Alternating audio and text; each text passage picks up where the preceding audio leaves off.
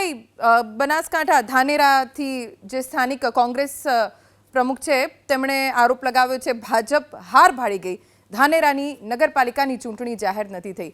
આરોપો કેટલા સાચા? જો અહીંયા ધ્વનિબેન, આ જે રીતે ચૂંટણીની જાહેરાત કરી એ ચૂંટણી પંચે જાહેરાત કરી. સ્વાયત્ત અને સ્વતંત્ર ચૂંટણી પંચ આખી વ્યવસ્થાઓનું ગઠન કરતી હોય છે.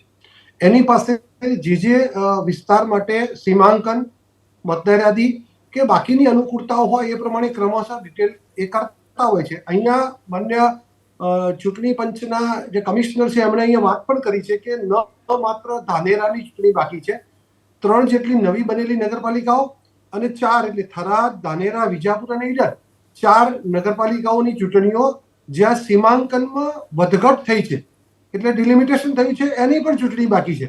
કેટલીક નગરપાલિકાઓ જે ડિઝોલ્વ થઈ ગઈ છે મહાનગરપાલિકાની એની પણ નથી થવાની અને કેટલીક નગરપાલિકાઓ કે જેમાં આ પ્રમાણે ફેરફાર થયો છે. તો એ ચૂંટણી પંચને પૂછવાનો સવાલ છે. પણ ભારતીય જનતા પાર્ટી 24/7 365 દિવસ એ સક્રિય પાર્ટી છે. સતત સંપર્ક, પ્રવાસ, બેઠક, અમારા કાર્યકર્તાઓનો સંપર્ક, એને આધારે લોકોની વચ્ચે અમારું સતત જવાનું થાય છે.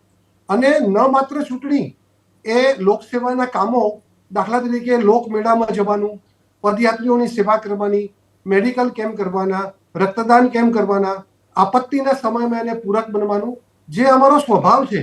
અને એટલે બૂથ સમિતિ સુધી અમારી જે ટીમ કાર્યરત છે એને આધારે ભારતીય જનતા પાર્ટીની લોકપ્રિય સરકારે કરેલા કામોના આધારે ભારતીય જનતા પાર્ટીને જનસમર્થન છેલ્લા 30 વર્ષથી ગુજરાતમાં મળતું રહ્યું છે.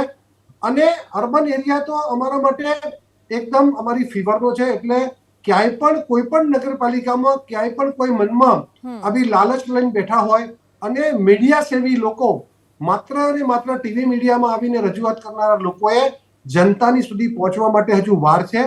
ગુજરાતની જનતા એ ખૂબ શાણી છે. એને ક્ષીરના વિવેકની ખબર છે કોણ કરી શકે ને કોણ ના કરી શકે, કોણે કેટલું કર્યું છે, કોણે કેવું કર્યું છે. અને ભારતીય જનતા પાર્ટીની સરકારે, ડબલ એન્જિનની સરકારે છેલ્લા 10 વર્ષમાં અને ભાજપની સરકારે 30 વર્ષમાં જે ગુજરાતને આપ્યું છે, નગરપાલિકાઓનું જે સ્ટ્રેન્થનિંગ થયું છે, આજે આટલા વર્ષો પછી રાજ્યની સ્થાપના પછી નગરપાલિકાના ભવન એ ભાજપની સરકારને બનાવવા પડે છે. મામલતદાર ઓફિસ કે તાલુકા પંચાયત ઓફિસ એ આ સરકારને બનાવવા પડે છે. એના કોમ્યુનિટી હોલ કે ટાઉન હોલ આજે પણ બનાવવા પડે છે. એ લોકોએ જોયું છે. અને રોડ, રસ્તા, ગટર, પાણી, શાળાના જીતેન્દ્રભાઈ, સમયનો અભાવ છે, આપને અટકાવું છું. કોંગ્રેસના નરેન્દ્રભાઈ અત્યારે આપણી સાથે જોડાયા છે. નરેન્દ્રભાઈ, અત્યારે તો ધાનેરા નગરપાલિકાની ચૂંટણીની જાહેરાત નથી થઈ. શું સ્થિતિ છે અત્યારે બનાસકાંઠાના વિભાજન પછી? ભાજપ પણ સારી રીતે જાણે છે ને કોંગ્રેસના કાર્યકર્તાઓ, નેતાઓ પણ ખૂબ સારી રીતે જાણે છે. જો ધાનેરા નગરપાલિકાની ચૂંટણી જાહેર થઈ હોત તો કેટલો ફાયદો કોંગ્રેસને થયો હોત? નહીં, સ્પષ્ટ રીતે ત્યાં કોંગ્રેસનું મજબૂત રીતે છે એ તો વાસ્તવિકતા છે અને ભારતીય જનતા પાર્ટીના નેતાઓ પણ જાણે છે. વાત એ છે કે ચૂંટણી કેમ ડિક્લેર નથી થઈ એ તો ભારતીય જનતા પાર્ટીના પ્રવક્તાએ જવાબ આપ્યો જ નહીં. એ ચૂંટણી પંચ ઉપર ઢોળી દે છે. હવે આપ જાણો છો કે છેલ્લા 1.5 વર્ષથી આપણે જે આ નગરપાલિકાઓને ને આ બીજી જે ચૂંટણીઓ રોકાઈ એનું કારણ ભારતીય જનતા પાર્ટીની સરકાર છે.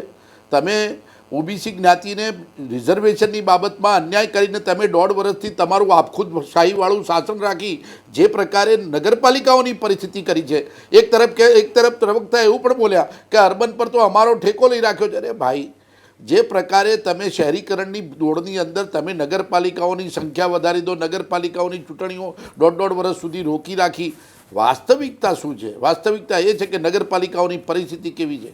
મહાનગરપાલિકાઓ તમે 9-10 બનાવી લોકોને ખુશ કરીને લોકોને એમાં બિઝી રાખવાનો, લોકોને શું ફાયદો છે એ મહત્ત્વની બાબત છે. જે મહાનગરપાલિકાઓ છે એના વહીવટ પૂરા થઈ શકતા નથી. વડોદરા જેવી મહાનગરપાલિકાની વાત કરતો આર્થિક રીતે અમે પછાત છીએ. અમે 2 ટાઈમ પૂરું પાણી આપી શકતા નથી ને અમારી પાસે આર્થિક રીતે અમે નબળા છીએ. હવે નવી નગરપાલિકાઓ ઊભી કરી સરકાર કેવી રીતે કરવાની છે વાત તો દૂરની રહી. વાસ્તવિકતા છે કે પહેલાં તો પ્રવક્તાશ્રીને કહેવાનું છે કે સ્થાનિક સ્વરાજની ચૂંટણીઓ જે થતી હોય છે એ રાજ્ય સરકાર જ્યારે પણ અનામત બેઠકો અને ચૂંટણીની અંદર સીમાંકનની બાબત નક્કી કરે ત્યારબાદ જ રાજ્ય ચૂંટણી પંચ પિક્ચરમાં આવે છે.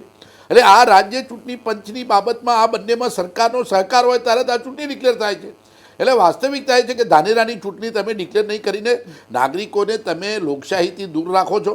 તમારી બનાસકાંઠામાં તમે જે જિલ્લાની વહેંચણીમાં જે તમે રાજનીતિ રમી લોકોને જે બીજી રાખતા હોય, પરંતુ વાસ્તવિકતા એ છે કે ચૂંટણીઓમાં જે પ્રકારે હજી બીજી ચૂંટણીઓ પણ બાકી છે, તમે સીમાંકન કેમ નથી પતાવી શક્યા?